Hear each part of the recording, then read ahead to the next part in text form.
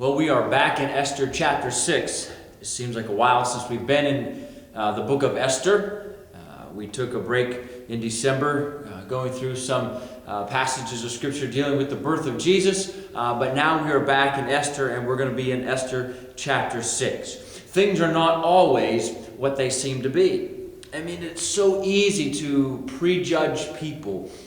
Prejudge the situations we find ourselves in, even prejudge God, and think we have things figured out, and think we know exactly how He's going to work. I mean, I can't tell you how many times I have thought that I knew what was going to happen, only to find out that God had a totally different agenda. We've been studying the book of Esther for a while now, and I don't know about you, but I've really been seeing God do some amazing things in some pretty unpredictable ways. In fact, one of the biggest mistakes that you can make when it comes to God is trying to put Him in a box. First of all, He won't fit in the box. Second of all, even if He did, He'd break out. Throughout the entire book of Esther, even though God's name is not mentioned, God is there. He's been working all the time behind the scenes. He's subtly setting up situations and events that work to the benefit of those who love Him and follow Him. And He still works that way today. Right now, today, if you're trusting Him, if you're following Him, He is weaving the seemingly insignificant details of your life into the perfect plan for you. And He's doing it oftentimes without you being aware. If you don't remember anything else I say today, remember this. As you look at the situations you find yourself in, realize that things are not what they seem. There's a lot more going on here than meets the eye. And I think in order to help us really to come to that realization, I want to share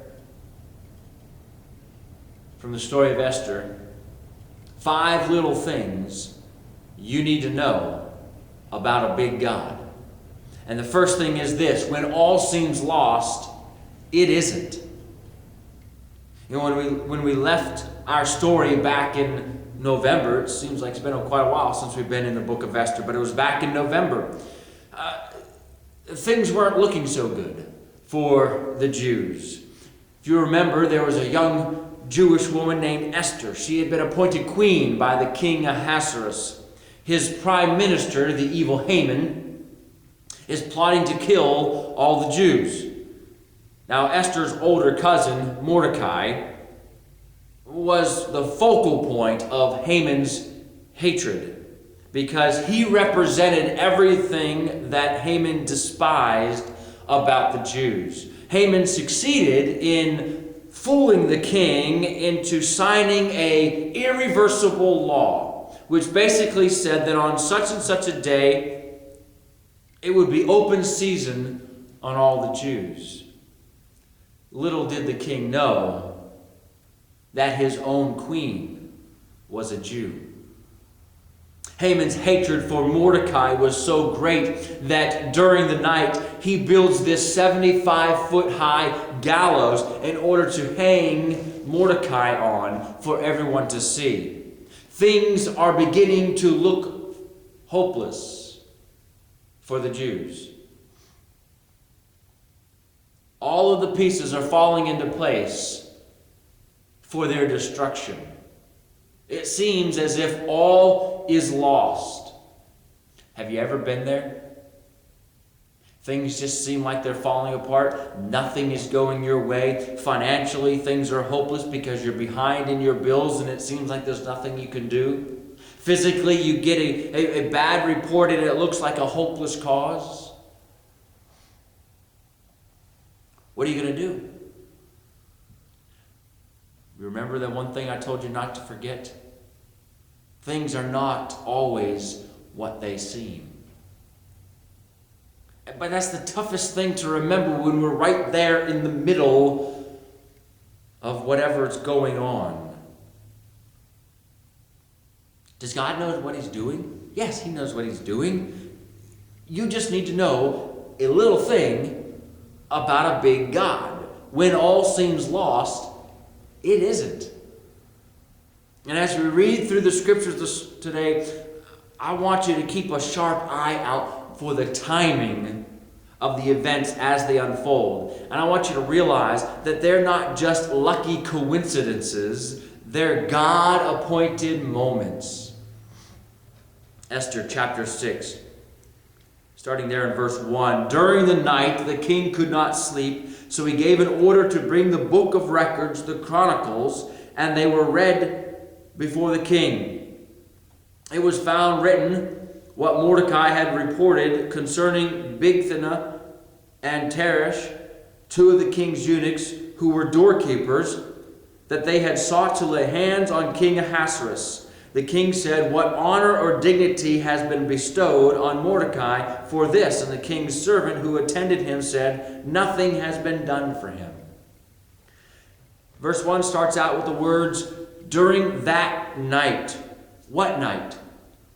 The very night before Mordecai is to be hung. That night. It's on that night that the king couldn't sleep. Now, I'm sure that he tried everything, right? But nothing worked. Don't you find it interesting that on the very night that Haman is getting ready to kill Mordecai, the king couldn't sleep? You know, sometimes God's miracles aren't so much in what He does, but when He does them. I mean, you can dismiss the parting of the Red Sea by Moses as a oddity caused by an earthquake or a windstorm if you want to. Many have tried, but aren't you a little curious that it happened at the exact moment Moses put his staff in the water? Doctors write off people being cured by some disease, or they say that individual will never walk again, and then they're cured, or they're able to walk, or whatever it might be. And they try to explain it as just a fluke. It sort of just happened. They can't explain it.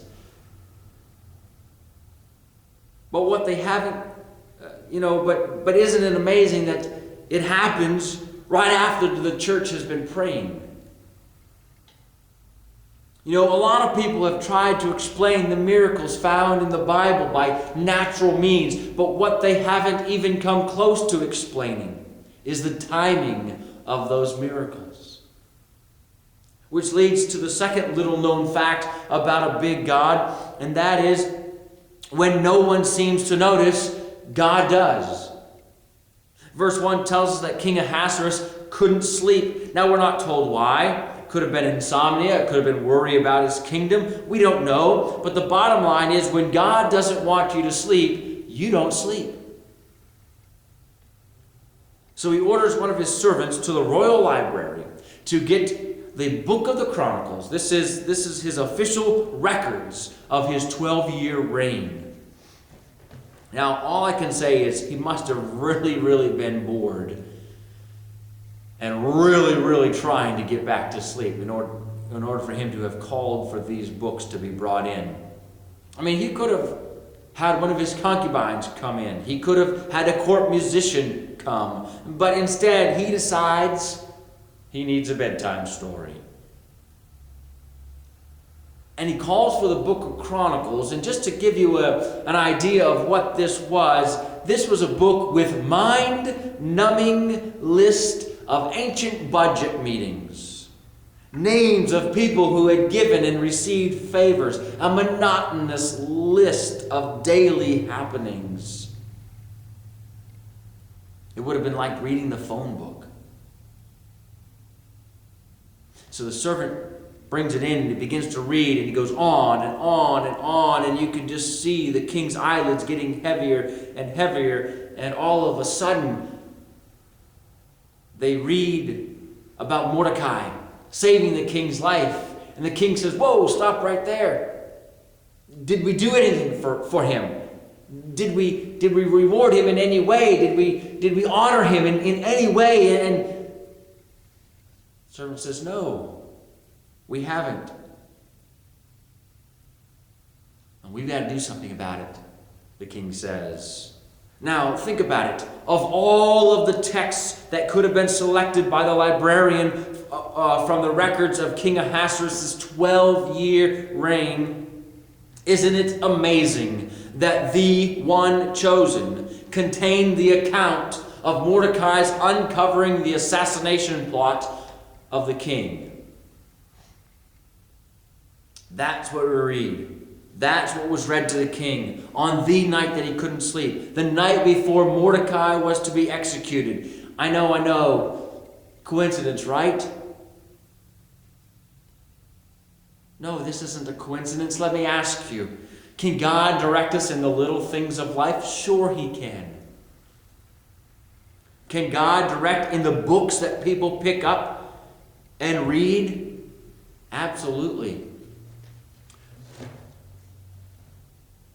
In February of 1916, a British student bought a book in a used bookstore. He had been in that bookstore dozens of times, looked at the same book dozens of times, and always passed it over. But on this occasion, he looked at that book and he decided he had to buy that book. And so he did. And he tells the story later on that it was reading that book that led to his conversion. You want to know who it is? C.S. Lewis. C.S. Lewis, probably the greatest and most popular defender of the Christian faith in the 20th century.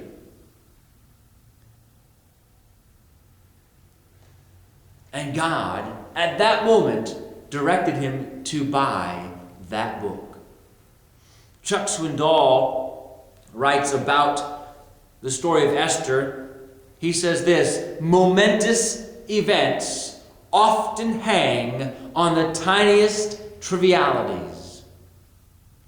You know, it's humbling to me to think of all the little glitches and twists in my life that directed me to where I am today. And you've probably had them happen to you as well. Let me just share with you one quick example. In 1999, or 1998, the fall of 1998, I guess, I was a senior at Liberty University. Melissa showed up as a freshman that same year. I was there just trying to finish out my studies, trying to make sure I passed my Bible classes, my preaching classes. Melissa showed up to play in the band, the marching band. Well, a few weeks into the semester, I was approached by one of my friends who lived in the same dorm as I did. He happened to be in the band as well. He said, "Hey, you play the trumpet, don't you?" And I said, "Well, you play the trumpet depends on how you define play. I mean, I know how to play it. I haven't played it in several years, but I own a trumpet." He said, "The marching band has told us that there's an empty trumpet spot and they need someone to fill that spot." See, the thing about the marching band is, on the football field, you're marching in various formations and designs and things, and if there is a spot open that should be filled, it kind of looks odd, and you can tell something's missing. Well, there happened to be a spot missing in the trumpet section. I said, "Well, I don't know that I'm really interested in playing in the band. I mean, I haven't played in a while, but I'll go down and talk to him. I mean, at the very least, I get to go to a football game every Saturday, right?" And so I went down and I talked to the marching band director. He says, "Listen, I don't care if you ever play a note on the field. Can you march?" I said, "Sure, I can march." He says, "Come to practice such and such a time." So I said, "Okay." So I showed up at practice the next day. Now, and I end up joining the marching band. It's through that experience that I met Melissa, who was also in the marching band. Now you can say, "Well, that's quite a coincidence that you showed up and friend got convinced you to join the band, and Melissa happened to be in the band." And But I find it very interesting that God had arranged that there be a missing trumpet player, and that while I hadn't played trumpet in quite a while, I owned one and knew how to play one. And then God arranged for the band director to say, hey, we need someone to fill that spot. Does anyone know a trumpet player? And my friend was in the band and knew that I played trumpet. God was orchestrating all of this so that Melissa and I would meet. I believe that to be true. And that's just one example. There are so many others from my life where these little things happen that seem like they're insignificant. They seem like they don't matter. But when you look back on them, then you see how God was guiding and directing in each and every case. You have things like that in your life, I'm sure. Think about how God has worked in your life up to this point, using probably the most trivial little events and twists in your life to direct you and guide you. It is crazy how he does it. I can't control it. I don't even know when he's doing it most of the time. But that's how he works best. And he still does it today. That's why it's so important just to follow him. When he says do this, or he guides here, or he opens up this door, it's so important to follow. You never know what God might be doing. It's so important to be in his word and in prayer, listening for what God is trying to tell you, because he wants to direct your life in the little things. You may not know what God is up to, but let me just say it's something good. You can trust him. Maybe you've helped someone at work, maybe even here at church, and nobody seemed to notice, and nobody even said thank you. Maybe you did the right thing and someone else got the credit.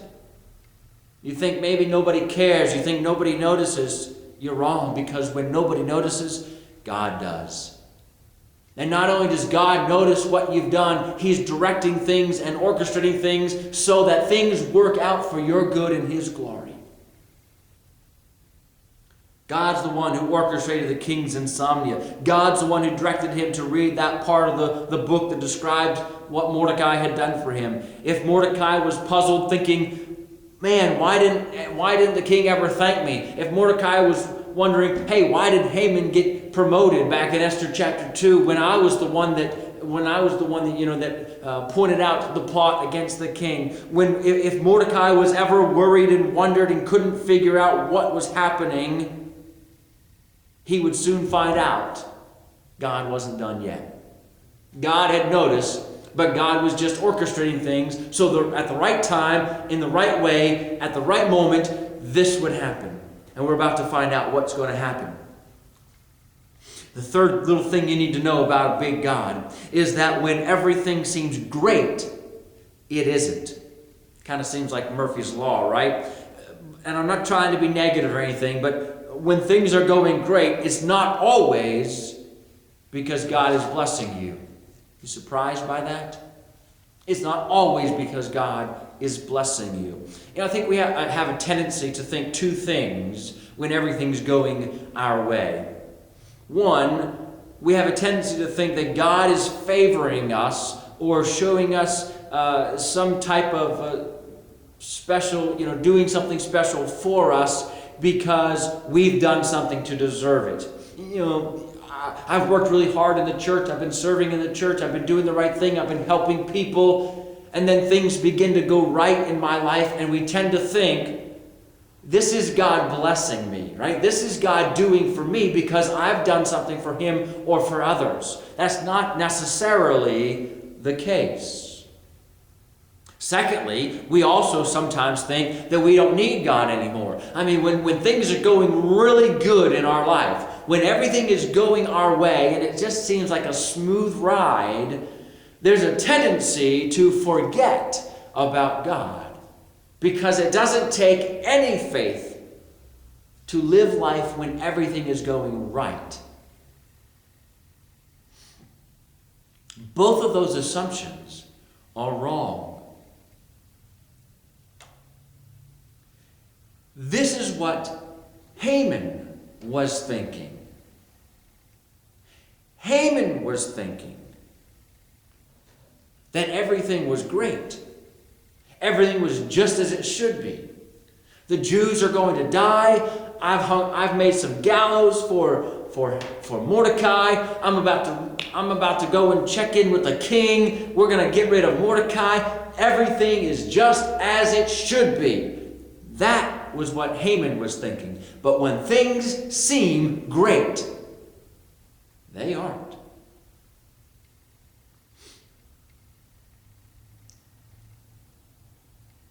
Watch the timing again, because this is perfect. Esther chapter 6, verse 4. The king says, "Who is in the court?" And Haman had just entered the outer court of the king's palace in order to speak to the king about hanging Mordecai on the gallows which he had prepared for him. The king's servant said to him, "Behold, Haman is standing in the court." And the king said, "Let him come in."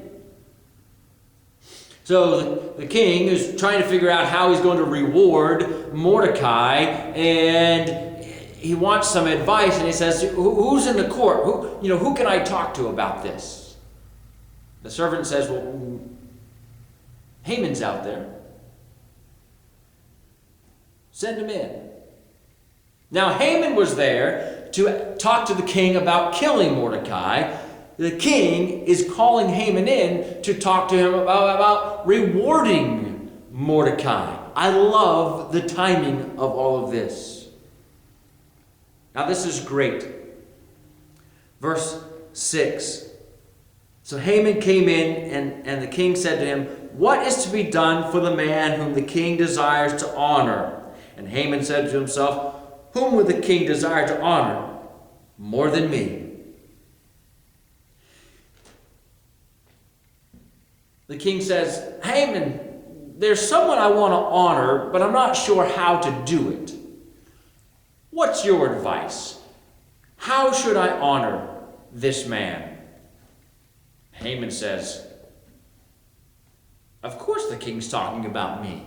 I mean, who else would the king want to honor, right?"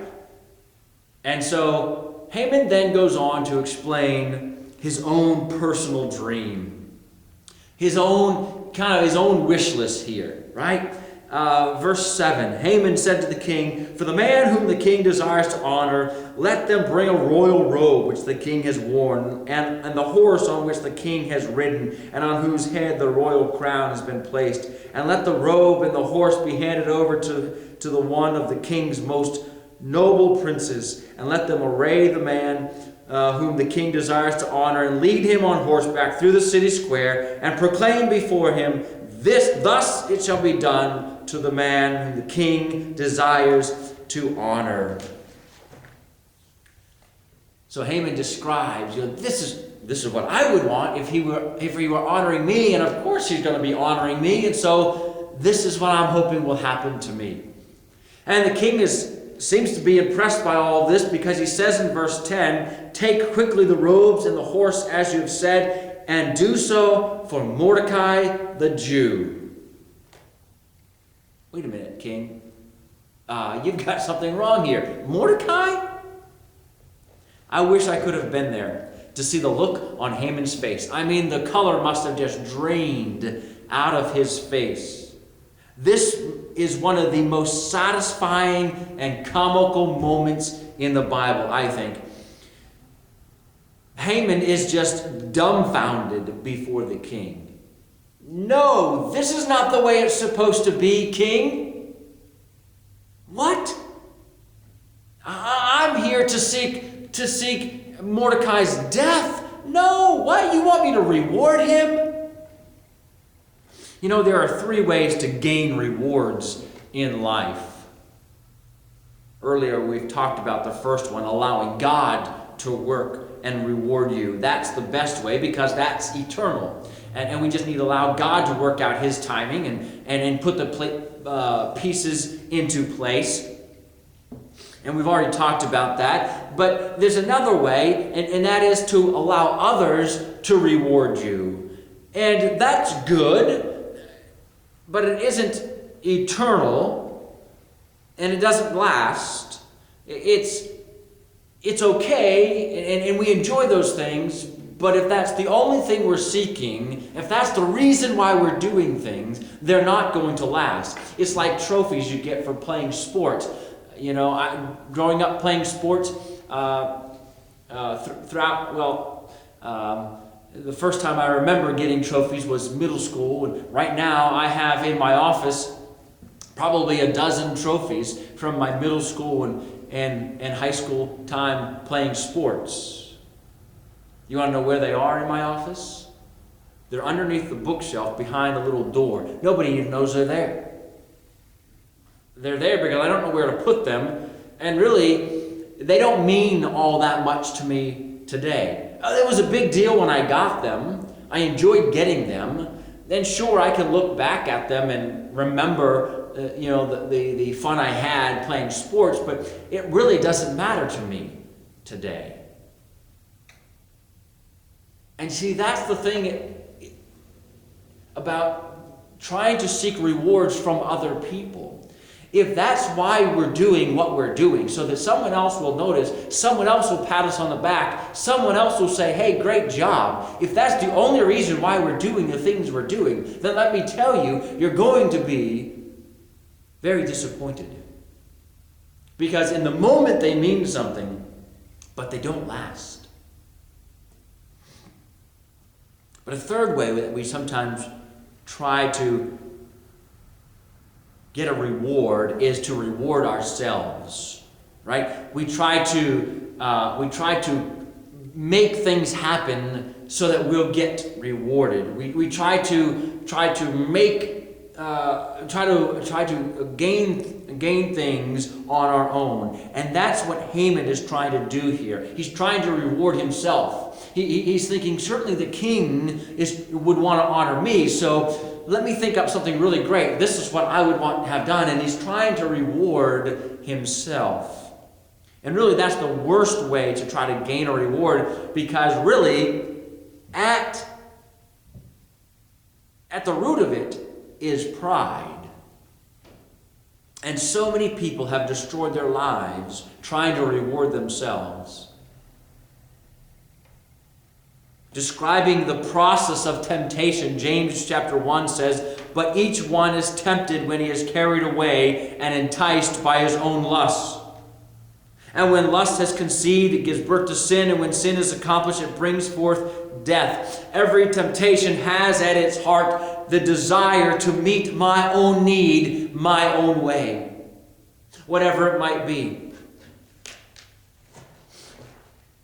But James goes on to say this, every good thing given and every perfect gift is from above, coming down from the Father of lights. In other words, God knows what my needs are, and He knows how to meet those needs, and He knows how to reward me if I'll let Him.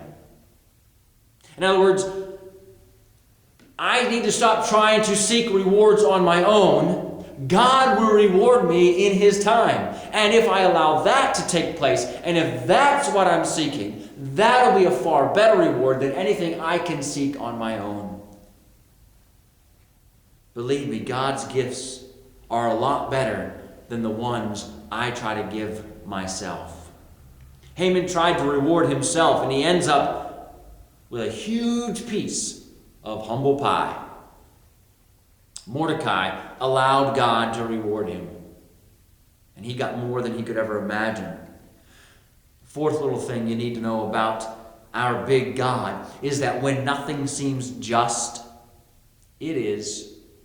Ever since Esther chapter 3, we have been waiting and wondering, hey, when is Haman going to get what he deserves? Right? Haman's an evil man. He's trying to destroy the Jews. It seems like he's winning. When is he going to get what he deserves? Well, here's just the first helping of it. He had to go out to the king's gate. He had to get Mordecai, bring him to the palace, put the robe on him, put the crown on him, put him on the horse, and then he had to parade Mordecai around town, saying, this is what happens to the man whom the king desires to honor. Talk about irony.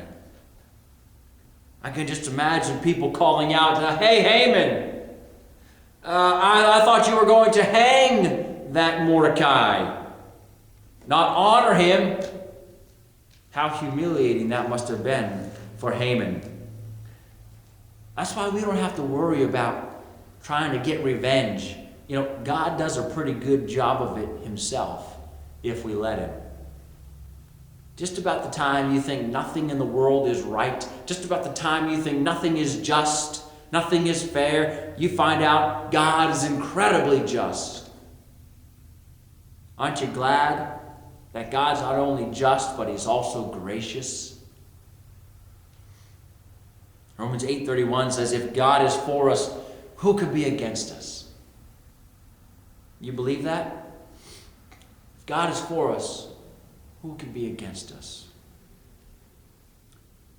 When you begin to realize and understand that God is for you and he's not against you, it'll give you a tremendous amount of peace and confidence in whatever situation you are facing. As crafty and slick as Haman was, he couldn't outwit God. So Haman is parading Mordecai through the streets. What happens when it's all done? Verse 12. Then Mordecai returned to the king's gate. Amazingly, at the end of the day, when the celebration was all over, it really didn't seem to affect Mordecai. It didn't go to his head. The Bible tells us he just went back to his place at the gate. That's where he had been. That's where he had been praying and fasting for God's deliverance of the Jewish people. Mordecai just goes back to what he was doing because he wasn't doing things for reward. In fact, he didn't even save the king's life for a reward. He did it because it was the right thing to do. You see, the applause of people doesn't change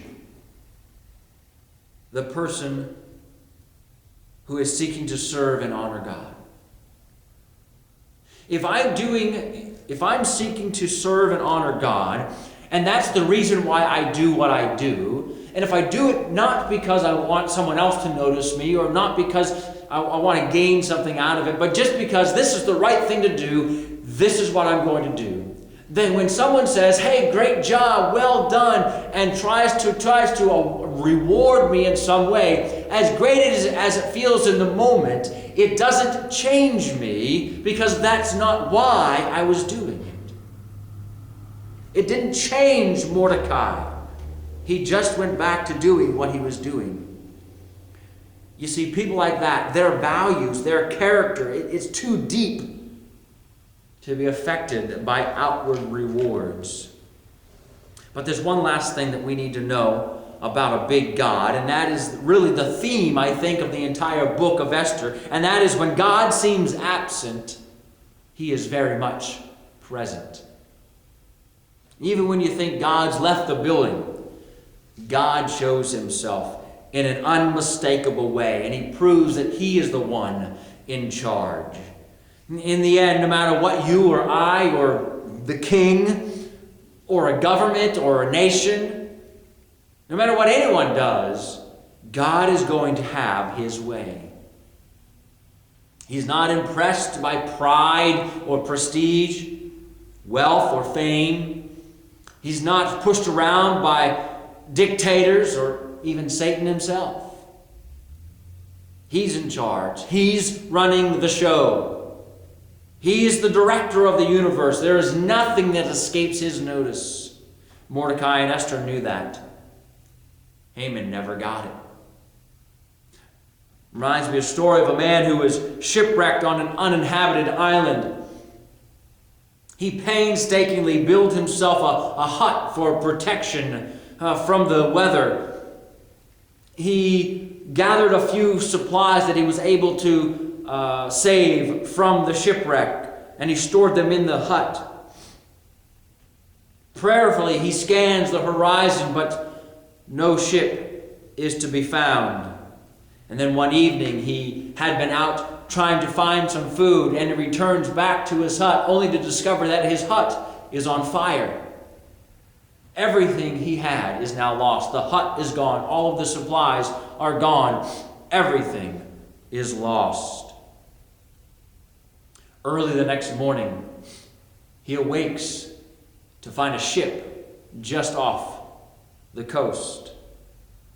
It's the first ship he had seen in weeks. Still trying to believe his eyes, he hears footsteps, and then he hears the captain's voice. "We saw your smoke signal, and we came to rescue you." You see, everything that man owned had to be destroyed before he could be discovered. It was the fire that destroyed everything that in turn led to someone seeing the smoke. From his perspective, God seemed distant. God seemed to have forgotten about him. God seemed to be against him. But in reality, God was working to bring a rescue ship. You know, sometimes God needs to reduce us down to nothing before we're able to recognize what God is doing and that God is working on our behalf. Do you trust him enough to allow him to do those things, to bring about your good for his glory? God is a trustworthy God. He is faithful to keep his promises. He will not let you down. And when it seems like he's absent, he is very much present. Things are not always what they seem. God bless you.